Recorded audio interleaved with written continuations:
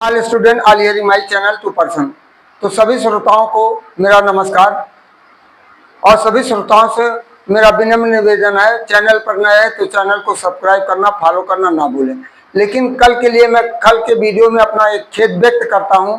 महात्मा गांधी का जन्म तिथि हमने 2 अक्टूबर 1869 के स्थान पर लिखा तो था सही, लेकिन बोलने के दौरान हमने 1969 बोल दिया था। इसके लिए मैं आप सभी दर्शकों या सभी श्रोताओं से क्षमा प्रार्थी हूँ, क्षमा चाहता हूँ कि कभी कभी बोलने में त्रुटियां हो जाती है।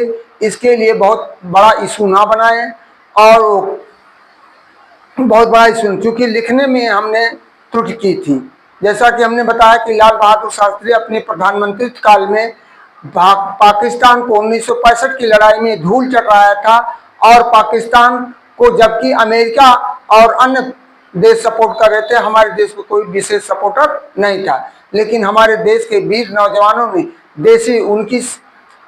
जबकि उनकी सेनाएं भी हमारे ज़्यादा मजबूत नहीं थी, लेकिन उनको हथियार अच्छे ढंग से मिले थे।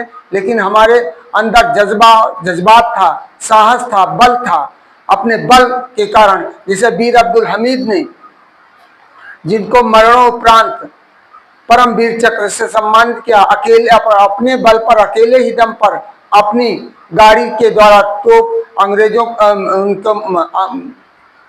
पाकिस्तान के कई टैंकों को तोड़ा था। 1965 का जीत, तब भारत ने जीत का जश्न मनाया। फिर आया 1971 में, उस समय देश की प्रधानमंत्री श्रीमती इंदिरा गांधी थी। उन्होंने भारत को, पाकिस्तान को घुटनों के बल पर टेक लगाया और भारत का विजय हुआ और पाकिस्तान को 2 खंडों में विभाजित कर दिया, तो बांग्लादेश और पाकिस्तान।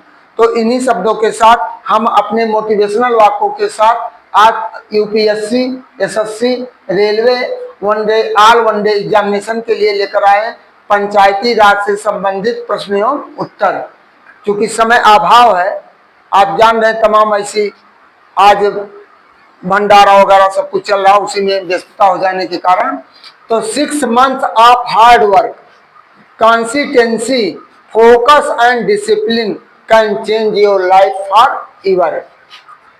6 महीने की कठिन तपस्या और कंसिस्टेंसी, रेगुलर और फोकस, अपने अनुशासन को आप बनाए रखें, जो आपके जीवन को आगे बढ़ा देता है, बदलाव ला देता है। We have in fact 2 kinds of morality side by side, one which we preach but do not practice, and another which we practice but seldom preach. तीसरा है, when you destroy someone's life with life's take is I tell learn, it will come back to with your interest। कारण यदि तुम किसी के जीवन के साथ खिलवाड़ करते हो या झूठ बोल करके, कुछ भी करके, तो वह ऐसा सबक सिखाएगा जो आप सूद सहित ब्याज लेकर आपको वापस दे देगा। चौथा हिंदी में है, कोशिश हमेशा परिणाम मिलने तक करें। कोशिश हमेशा परिणाम मिलने तक करें, क्योंकि दुनिया सिर्फ परिणामों को सलाम करती है, कोशिशों की नहीं। 5वां है, सफलता उन्हीं को मिलती है जो असफलताओं से घबराते नहीं। सफलता उन्हीं को मिलती है जो असफलताओं से घबराते नहीं। असफलता तो केवल रास्ता दिखलाती है, कहाँ सुधार करना है। 6वां है, अंतिम है, पिता अपने बेटे को उड़ना सिखाता है। पिता अपने बेटे को उड़ना सिखाता है, लेकिन पंख फैलाना बेटे को खुद सीखना पड़ता है कि समाज में हमें कैसे उठना है, कैसे बैठना है, किसके साथ कौन सा व्यवहार करना है, उसको सीखने, वो सुविधाएं आपको उपलब्ध करा देता है। Today is our motivational sentences. तो भारत में पंचायती राज से संबंधित प्रश्न एवं उत्तर। पहला है, भारत में पंचायती राज व्यवस्था का शुभारंभ कब हुआ? 2 अक्टूबर 1959 ईस्वी को हुआ था। 1961 ईस्वी को हुआ था। दूसरा, सबसे पहले पंचायती राज व्यवस्था किस जिले में लागू हुआ? नागौर राजस्थान में लागू हुआ था। तीसरा है, पंचायती राज व्यवस्था की सिफारिश किस समिति ने की थी? बलवंत राय मेहता, बलवंत राय मेहता, बलवंत राय मेहता,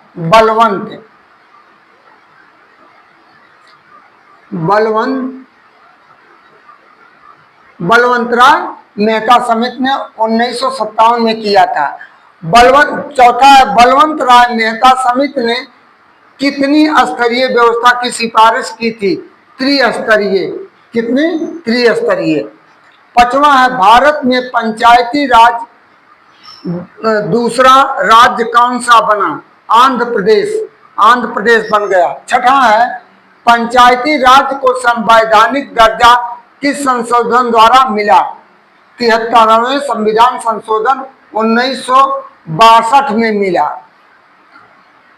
सातवां है 73वां संविधान संशोधन कब लागू हुआ? 24 अप्रैल 1993 को लागू हुआ। 8वां है, 73वां संविधान संशोधन में कौन सा भाग जोड़ा गया है? भाग 9 जोड़ा गया है। फिर 9वां है, 73वां संशोधन में कौन सी अनुसूची जोड़ी गई है? 11वीं अनुसूची जोड़ी गई है, संविधान की 11वीं अनुसूची। 10वां, 11वीं अनुसूची में कितने विषय सूचियां हैं? 29 विषय सूचियां हैं। 11वां है, ग्राम सभा किस स्तर की संस्था है? ग्राम पंचायत स्तर की संस्था है। 12वां है, ग्राम पंचायत का प्रमुख क्या कहलाता है? सरपंच कहलाता है। 13वां, पंचायत समिति का प्रमुख क्या कहलाता है? प्रधान कहलाता है। जिसका चुनाव उस ग्राम सभा के अंतर्गत आने वाले सभी जिनकी आयु 18 वर्ष की हो गई है, उससे अधिक की वही लोग उसका चुनाव प्रधान का करते हैं। 13वां है, पंचायत समिति का प्रमुख क्या कहलाता है? प्रधान कहलाता है। फिर 14वां, जिला परिषद का प्रमुख क्या कहलाता है? जिला पंचायत अध्यक्ष। तो जिला पंचायत, पहले जिला पंचायत सदस्यों का चुनाव होता है। तो जिला पंचायत के सदस्य किसी जिले में 21 है, किसी 27 है, किसी में 28 है। जैसे अम्बेडकर नगर में 27 जिला पंचायत सदस्य हैं, तो ये 27 जिला पंचायत सदस्य निर्दल या सेल्फ इंडिपेंडेंस कैंडिडेट के रूप में लड़ते हैं या किसी दल के रूप में लड़ते हैं, तो वो मिलकर के जिला पंचायत अध्यक्ष का चुनाव करते हैं, जो जिला का प्रथम नागरिक कहलाता है। जैसे देश का प्रथम नागरिक राष्ट्रपति कहलाता है, उसी तरह जिले का प्रथम नागरिक जिला पंचायत अध्यक्ष कहलाता है, जो कलेक्टर का और आईपीएस का करेक्टर रोल लिखता है। अब 16वां है, पंचायत चुनाव कौन कराता है? राज्य निर्वाचन आयोग कराता है। 17वां है, पंचायत चुनाव लड़ने की न्यूनतम आयु कितनी होनी चाहिए? 21 वर्ष। 18वां है, पंचायतों को वित्तीय सहायता देने हेतु कौन सी समिति बनती है? राज्य वित्त आयोग। 19वां है, राज्य वित्त आयोग कितने वर्षों के लिए गठित होता है? 5 वर्ष के लिए गठित होता है। 20वां है, राष्ट्रीय पंचायत दिवस कब मनाया जाता है? 24 अप्रैल को मनाया जाता, हर साल 24 अप्रैल को मनाया जाता है। 21वां है, पंचायतों की स्थापना का उद्देश्य क्या है? ग्रामीण स्वशासन एवं विकास, गांव का विकास, गांव के सर्वांगीण विकास के लिए बनाया जाता है। 22वां अंतिम है, पंचायतों की समीक्षा कौन कराता है? राज्य सरकार इसकी समीक्षा कराती है। कहां पर जिसका प्रधान और सेक्रेटरी मिल करके पूरा आय व्यय का ब्यौरा देते हैं, और जो सदस्य सरपंच चुने जाते हैं उनके माध्यम से जहां मांग होता है वहीं पर कार्य कराया जाता है। तो आज हम वनडे कंपटीशन से संबंधित आपको पंचायती राज व्यवस्था से लेकर आए हैं, जो कि जिसके इस समय वर्तमान मंत्री माननीय ओम प्रकाश राजभर जी हैं, जो कि अपना एक अलग दल से एनडीए के साथ अपना समझौता करके बीजेपी से अपना विशेष उन्होंने लिया, पद लिया है। तो इन्हीं शब्दों के साथ हम आपको आपके उज्जवल भविष्य की कामना करते हुए आपसे अनुरोध करते हैं कि हमारे चैनल पर नए हैं तो चैनल को सब्सक्राइब करना, लाइक करना, फॉलो करना ना भूलें, और जिससे आपको वनडे कंपटीशन से संबंधित और मोटिवेशनल वाक्यों से संबंधित हम सारे जानकारियां आपको देते रहें। इन्हीं शब्दों के साथ आपको पुनः आपके उज्जवल भविष्य की कामना करते हुए थैंक यू, धन्यवाद, गुड नाइट।